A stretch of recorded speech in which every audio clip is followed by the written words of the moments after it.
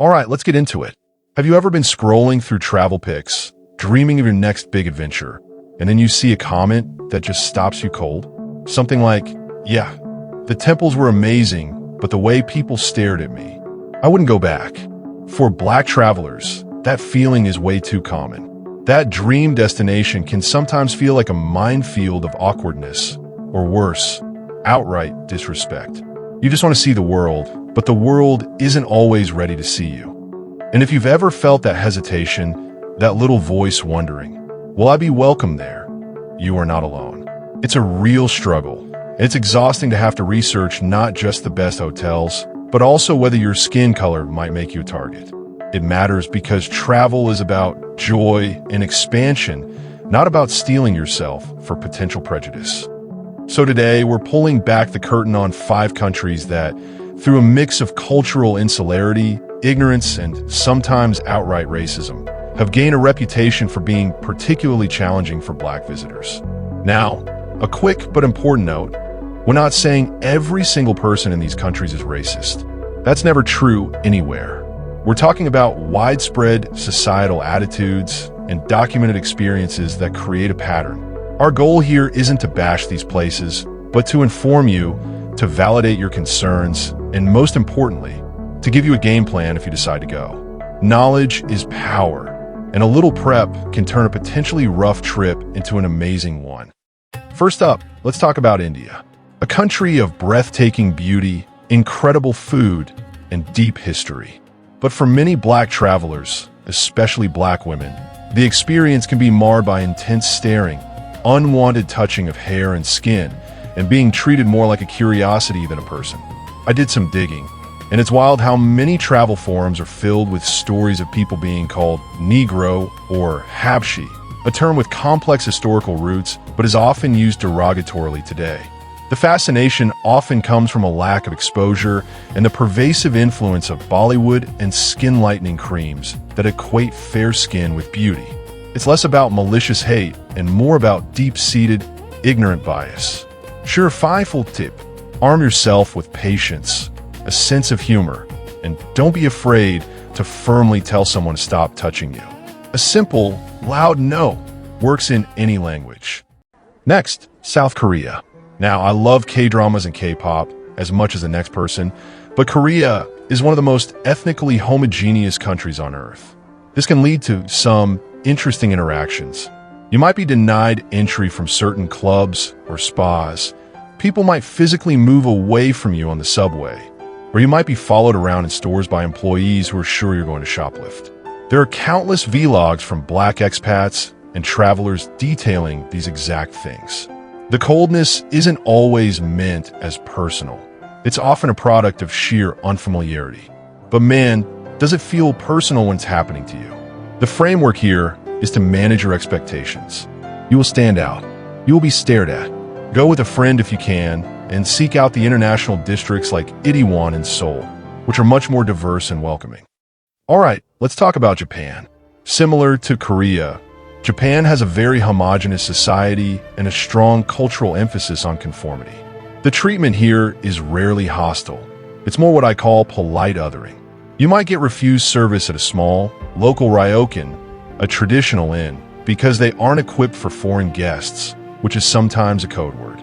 Or you might experience what's called gaijin smashing, where people just avoid interacting with you entirely because they're nervous about the language barrier or cultural missteps. The key in Japan is to lean into the politeness. Be extra respectful, learn a few key phrases, and understand that their avoidance is often coming from a place of anxiety, not hatred. It's still not okay, but reframing it can help you not take it to heart. And this brings us to Saudi Arabia. Now, this is a tricky one because a lot of the treatment isn't specifically about being Black. It's about being a foreigner and a non-Muslim foreigner at that. However, the rigid social hierarchy can mean that people from certain professions, often filled by migrants from Africa and South Asia, face terrible discrimination and even modern-day slavery under the kafala system. As a tourist, you might not experience that extreme end, but you might feel a clear sense of being in a lower social tier, especially if you're not dressed expensively. For Black tourists, especially women, the combination of gender and race can lead to a double dose of scrutiny. The strategy here is all about code switching. Dress more conservatively and more luxuriously than you normally would. Project an image of wealth and status. It sadly opens doors that might otherwise be closed. Now, hang on a second. Before we get to our fifth and final country, I need you to do something for me. If this info is hitting home, if you're learning something or feeling seen, please hit that subscribe button and ring the notification bell. It honestly helps this channel so much, and it lets me know you want more real, honest conversations like this. Plus, you won't miss the last country on our list, which is a real doozy. Go on, I'll wait. Welcome back. Okay, final country, Ukraine. Now, this one is complex, and recent events have really brought it to the forefront. Following the Russian invasion in 2022, heartbreaking reports emerged of Black students and residents facing significant discrimination while trying to flee the country. There were numerous accounts of them being pushed off trains, blocked from buses, and told to wait while Ukrainian citizens were prioritized at border crossings. I was researching this and found countless first-hand testimonies from African students describing a terrifying feeling of being abandoned twice. Once by the bombs, and once by the people who were supposed to help them evacuate. Now, it's crucial to understand the context. It was a moment of sheer panic and survival instinct, and many Ukrainians also risked their lives to help international students escape. But the pattern of treatment revealed a deep-seated bias that exists in parts of the society. Outside of a war zone, Black travelers might experience intense staring or, in rare cases, encounters with far-right groups. However, many also report positive experiences with the general population, especially in cities like Kyiv. The advice for Ukraine is to be hyper-aware of the current political situation, stay in central areas, and connect with other Black expats or travelers online for the most up-to-date ground reports. So what do you do with all this? It can feel overwhelming, but you don't have to just cancel your dreams. Here's your actionable, step-by-step strategy for navigating these spaces. Step 1. Research, but specifically research Black travel blogs and vlogs. Don't just read the generic guides. Find people who look like you and see what they said. Step 2. Manage your expectations. Accept that you might have some weird moments. Mentally preparing for it takes away its power to ruin your day. Step 3. Connect with the community before you go. Look for expat groups on Facebook for Black people in that city. They are gold mines of real-time advice and support. Step 4. Project confidence. Walk like you own the place. Often, people feed off your energy. If you act like you belong, they are more likely to believe you do. And step 5. Choose your battles. Someone staring? Probably not worth the energy. Someone blocking you from entering a business? That might be a time to politely but firmly escalate. Travel is your right. The world is your inheritance.